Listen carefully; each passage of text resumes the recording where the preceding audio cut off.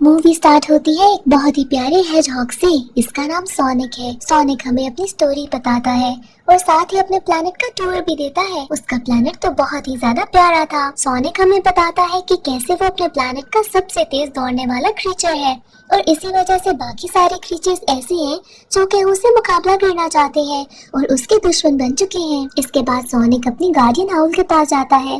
ये लोग बातें कर रहे थे कि अचानक से कुछ क्रीचर्स इन पर हमला कर देते हैं और गार्डियन आउल सोनिक को लेकर यहाँ से उड़ जाती है। इसके बाद भी काफी क्रीचर्स इन पर हमला करते हैं जिसकी वजह से गार्डियन आउल जख्मी हो जाता है और वो सोनिक को लेकर एक जगह पर सेफली लैंड करता है।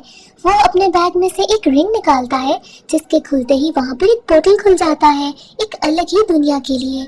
यहाँ पर आउल सोनिक से कहता है कि तुम्हें इस पोर्टल में से गुजरकर दूसरी दुनिया को जाना होगा ताकि तुम खुद को बचा सको। साथ ही वो उसे एक छोटा सा बैग देती है जिसमें और रिंग्स थे ताकि कहीं पे भी जरूरत पड़े तो सोनिक एक इसी तरह का पोर्टल खोल के कहीं भी जा सके। पता चलता है कि ये पोर्टल खुला था प्लैनेट अर्थ पे। इसके बाद सीन शिफ्ट होता है 10 साल बाद का, जहाँ पर हम एक सिटी देखते हैं जिसका नाम ग्रीन हिल्स है। यहाँ पर हम पुलिस ऑफिसर टॉम से मिलते हैं जो कि अपनी लाइफ से बहुत ही ज्यादा बोर हो गया था और कुछ न कुछ नए एडवेंचर के लिए तलाश करता रहता था। अचानक से एक दिन इसे रोड पर एक ब्लू कलर का फेदर मिलता है जो कि सोनिक का था। दूसरी तरफ हम सोनिक को देखते हैं जो कि इसी दुनिया में लोगों से बचकर एक केव में अपना घर बना चुका था और ऐसे ही लोगों से छुपकर यहाँ पर रह भी रहा था। सोनिक बताता है कि कैसे उसे टॉम और उसकी वाइफ बहुत ज्यादा पसंद है क्योंकि वो जानवरों से बहुत ज्यादा प्यार करते हैं। सोनिक टॉम को डोनट लॉर्ड कह के बुलाता था क्योंकि उसे डोनट खाना बहुत ज्यादा पसंद था। जब ये दोनों कपल घर पर नहीं होते थे तो सोनिक इनके घर में काफी ज्यादा टाइम स्पेंड भी करता था क्योंकि वो इनसे बहुत ही ज्यादा इम्प्रेस था। एक दिन टॉम को पुलिस डिपार्टमेंट की तरफ से एक लेटर मिलता है जिसमें बताया जाता है कि वो सैन फ्रांसिस्को पोस्ट कर दिया गया है। अब तो टॉम बहुत ज्यादा खुश था क्योंकि फाइनली उसकी लाइफ में कोई नया एडवेंचर आने वाला था। अब दूसरी तरफ सोनिक देखता है कुछ बच्चों को बेसबॉल खेलते हुए। वो कुछ अकेला सा महसूस करता है क्योंकि उसके पास तो खेलने के लिए कोई भी नहीं था। रात को जब वहाँ कोई नहीं होता तो वो अकेले ही उस ग्राउंड के चक्कर लगाने लगता है और ऐसे ही बहुत तेज चक्कर लगाने की वजह से एक इलेक्ट्रोमैग्नेटिक पल्स जनरेट होती है और उस पूरे सिटी की लाइट्स चली जाती हैं। टॉम को अपने घर से एक ब्लू कलर का फेदर मिलता है। ये वैसा ही था जैसे एक बार उसे रोड के पास मिला था पर ये अंधेरे में चमक रहा था। अब दूसरी तरफ पूरी यूएस आर्मी बहुत अलर्ट हो गई थी कि ऐसे अचानक से ब्लैकआउट कैसे हो गया, जिसकी वजह से वो डॉक्टर रॉबर्टनिक को हायर करते हैं ताकि वो पता लगा सके कि ये सब कैसे हुआ। डॉक्टर रॉबर्टनिक बहुत ही ज्यादा स्मार्ट थे। वो अब इस चीज की इंक्वायरी के लिए बहुत सारे रोबोट्स को छोड़ देते हैं और उन्हीं में से एक रोबोट एक पिक्चर लेकर आता है जो कि एक फुटप्रिंट की थी। जब उसको एनालाइज किया जाता है तो वो सोनिक का था और इनको समझ नहीं आ रही थी क्योंकि वो एक इंसान का नहीं था और ना ही किसी ऐसी चीज का जो कि इस दुनिया से बिलोंग करती हो, यानी कि ये कोई एलियन फुटप्रिंट है। सोनिक को भी वो सारे रोबोट्स और आर्मी नजर आती है जो कि हर तरफ सोनिक को ढूंढ रही थी। अब उसको पता चल गया था कि अब ये टाइम है कि उसे ये छोड़कर एक डिफरेंट पोर्टल के थ्रू कहीं और जाना होगा। इसीलिए वो अपनी केव में जाता है और वहाँ से वो रिंग वाला पाउच ले लेता है। नई लोकेशन के लिए वो जाता है टॉम के घर। अब वहाँ पर वो रिंग यूज करके पोर्टल खोलने ही वाला था कि टॉम वहाँ आ जाता है। टॉम सोनिक को देखकर इतना घबरा जाता है कि उसके हाथ में एक ट्रैंकुलाइजर गन थी जिससे वो सोनिक को शूट कर देता है। सोनिक के हाथ से वो रिंग गिरती है और नीचे एक पोर्टल खुल जाता है। टॉम की शर्ट के ऊपर सैन फ्रांसिस्को लिखा था और यही सोनिक के लास्ट वर्ड्स थे जिसकी वजह से वो पोर्टल खुलता है सैन फ्रांसिस्को को। अब सोनिक के हाथ में जो पाउच था रिंग्स वाला वो गिर जाता है सैन फ्रांसिस्को के अंदर एक बिल्डिंग के बिल्कुल टॉप के ऊपर, जिसके बाद सोनिक तो बेहोश हो जाता है। यहाँ पर टॉम उसको पकड़ लेता है। टॉम को पता चल जाता है कि ये वही ब्लू फेदर वाला एलियन है। जब सोनिक को होश आता है तो वो टॉम से बहुत ज्यादा रिक्वेस्ट करता है कि उसकी हेल्प करे और उसे आर्मी को ना दे। अब यहाँ पर हम सबको पता है कि टॉम एक बहुत अच्छे दिल का इंसान था तो वो सोनिक की हेल्प करने के लिए रेडी हो जाता है। अब बाहर रॉबर्टनिक अपने रोबोट्स के साथ पहुँच गया था क्योंकि हर जगह पर सोनिक के फुटप्रिंट्स थे और उनको फॉलो करते करते वो टॉम के घर तक पहुँच जाते हैं। पर यहाँ पर जब वो बेल बजाते हैं तो टॉम आकर उनको अंदर आने से मना करता है। दूसरी तरफ वो छोटे छोटे रोबोट्स टॉम के घर के अंदर आते हैं जिनको देखते साथ ही सोनिक बहुत ज्यादा मूव करता है और नीचे आ जाता है। अब ये सारी आवाज सुनकर डॉक्टर रॉबर्टनिक उसके घर के अंदर आते हैं जहाँ पर वो एक ब्लू फेदर देख लेते हैं। सोनिक तो छुप गया था पर डॉक्टर यहाँ पर कहता है कि अगर सोनिक सामने ना आया तो वो टॉम को शूट कर देगा। अब अचानक से सोनिक बाहर आता है और कहता है कि टॉम को शूट ना करे। यहाँ पर टॉम और सोनिक यहाँ सब लोगों को चकमा देकर भाग जाते हैं।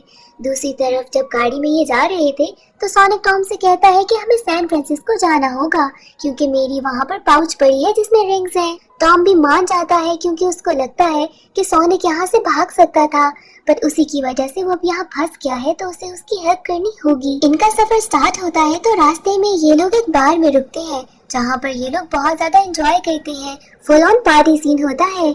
यहाँ पर ये लोग नाचते हैं, गाते हैं, एंजॉय करते हैं। यहाँ तक कि इनकी कुछ लोगों से लड़ाई भी होती है जो कि साइज में और नंबर में इनसे ज्यादा ही थे, पर सोनिक अपनी सुपर अल्ट्रा तेज पावर की वजह से उन सबको हरा देता है, जिसके बाद ये दोनों यहाँ से निकलते हैं। अब पूरे टीवी में हर जगह पर ये अनाउंस कर दिया गया था कि टॉम को पकड़ना चाहिए क्योंकि पुलिस उसको ढूंढ रही है।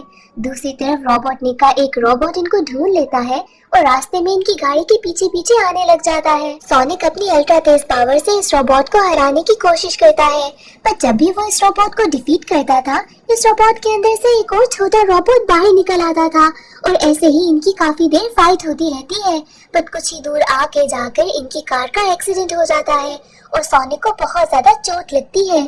टॉम को समझ आ जाती है कि सोनिक को हेल्प की जरूरत है और वो सोनिक को लेकर अपनी वाइफ के घर जाता है जहाँ पर उसकी बहन भी थी। यहाँ पर टॉम की वाइफ उसे देखकर बहुत ज्यादा हैरान होती है और बहुत ही कंफ्यूज भी। टॉम उसे सारी बात समझाने की कोशिश करता है, जिसके बाद वो अपनी वाइफ से कहता है कि तुम्हें सोनिक की हेल्प करनी होगी क्योंकि वो एक जानवरों की डॉक्टर थी। जिसके बाद वो सोनिक की हेल्प करती है उसे ठीक करने में। दूसरी तरफ डॉक्टर उसके उस फेदर के ऊपर रिसर्च कर रहे थे, जिसके बाद उनको पता चलता है कि इस एक फेदर में बहुत ही ज्यादा अनलिमिटेड पावर सप्लाई है। अब उनका मिशन था कि वो सोनिक को पकड़े ताकि वो इसकी ये पावर को यूज कर सके। दूसरी तरफ अब सोनिक ठीक हो चुका था। टॉम अपनी वाइफ और सोनिक के साथ उसी बिल्डिंग के सामने आता है जिसके टॉप के ऊपर सोनिक का वो पाउच है रिंग्स वाला। यहाँ पर टॉम अपने पुलिस ऑफिसर होने का फायदा उठाता है और अपनी वाइफ और सोनिक को लेके जाता है टॉप पर, जहाँ पर सोनिक को मिल जाता है वो बैग। यहाँ पर अब सोनिक इन दोनों से गुड बाय कहता है क्योंकि वो एक नया पोर्टल खोलने वाला था ताकि वो अपनी दुनिया में वापस जा सके। सोनिक इससे पहले कि अपनी रिंग यूज करके पोर्टल खोलता, डॉक्टर वहाँ पर एक बहुत ही बड़े जहाज में पहुँच जाता है और इन पर अटैक करने लगता है ताकि सोनिक को पकड़ सके। टॉम और उसकी वाइफ यहाँ पर नीचे गिरने लगे थे, पर सोनिक यहाँ पर रिंग यूज कर एक पोर्टल खोलता है जिसकी वजह से वो टॉम और उसकी वाइफ को दोबारा से ग्रीन हिल्स भेज देता है। दूसरी तरफ सोनिक अपनी सुपर पावर को यूज करते हुए यहाँ से भागने की कोशिश कर रहा था, पर वो जहाज ही बहुत तेज था। पता चलता है कि डॉक्टर ने सोनिक का ही वो फेदर यूज किया है, जिसकी वजह से इस जहाज की भी स्पीड बहुत ज्यादा है। ये प्लेन तो सोनिक को बहुत ही तेजी से फॉलो कर रहा था, जिसके बाद सोनिक अपनी रिंग्स यूज करते हुए डिफरेंट किस्म के पोर्टल्स खोलता है और ऐसे ही डिफरेंट कंट्रीज में जाता रहता है। एंड में एक पिरामिड से होते हुए वो पोर्टल खोलता है जहाँ पर वो ग्रीन हिल वापस पहुँच जाता है और वो प्लेन भी उसके पीछे पीछे ही था। ग्रीन हिल एंटर करते ही सोनिक के ऊपर अटैक होता है और वो बहुत ही बुरी तरीके से जख्मी होकर बेहोश हो जाता है। यहाँ पर टॉम और उसकी वाइफ भी देख लेते हैं। अब ये लोग उसके जहाज के ऊपर अटैक करने लगते हैं और ऐसे ही करते करते आसपास के सारे लोग सोनिक की मदद को पहुँच जाते हैं। अब यहाँ पर टाइम मिल जाता है सोनिक को अपनी पावर गेन करने का, जिसके बाद अब उसके पास सारी पावर थी। यहाँ पर वो अपनी पावर यूज करता है ताकि अपनी फेदर की पावर भी अपने पास ही ले ले। अब सोनिक के पास सारी पावर थी और डॉक्टर के प्लेन में बिल्कुल पावर नहीं बची थी। इसके बाद सोनिक टॉम को इशारा करता है कि एक रिंग फेंको। ऐसे ही टॉम रिंग फेंकता है उस प्लेन के बिल्कुल पीछे। अब सोनिक फुल पावर में उस प्लेन के साथ टक्कर मारता है, जिसकी वजह से वो प्लेन खुले हुए पोर्टल में चला जाता है। ये पोर्टल सोनिक की अपनी दुनिया का था। इसके बाद वो पोर्टल बंद हो जाता है। अब टॉम सोचता है कि उसे ग्रीन हिल्स में ही रहना है क्योंकि काफी एडवेंचर हो चुका था। इसके बाद वो और उसकी वाइफ सोनिक को अपने साथ रख लेते हैं।